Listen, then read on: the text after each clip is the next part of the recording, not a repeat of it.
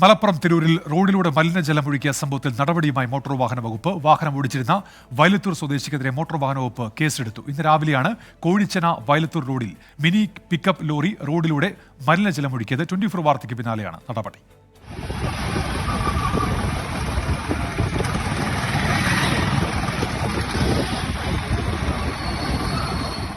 KL 55 AH 6440 എന്ന നമ്പറിലുള്ള mini pickup ലോറിയാണ് റോഡിലേക്ക് മലിനജലം ഒഴുക്കിയത്.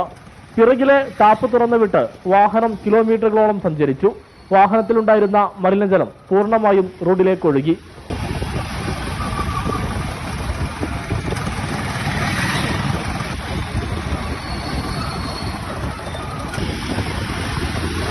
മറ്റു യാത്രക്കാർ തടയാൻ ശ്രമിച്ചെങ്കിലും ഡ്രൈവർ വഴങ്ങിയില്ല. സംഭവം 24 വാർത്തയാക്കിയതോടെ മണിക്കൂറുകൾക്കകം മോട്ടോർ വാഹന വകുപ്പ് ഇടപെട്ടു. മലപ്പുറം ജില്ലാ RTO PA നസീറിന്റെ നിർദ്ദേശപ്രകാരം തിരൂർ MVI Y ജയചന്ദ്രൻ വാഹനം കണ്ടെത്തി പരിശോധിച്ചു. വയലത്തൂർ സ്വദേശിയായ ഡ്രൈവർക്കെതിരെ കേസെടുത്തു.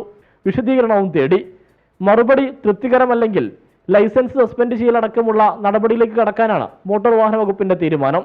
ഇത്തരം നിയമലംഘനങ്ങൾക്കെതിരെ ശക്തമായ നടപടി സ്വീകരിക്കുമെന്ന് മോട്ടോർ വാഹന വകുപ്പ് അറിയിച്ചു. സമീർ ബിൻ കരീം, 24 തിരൂർ.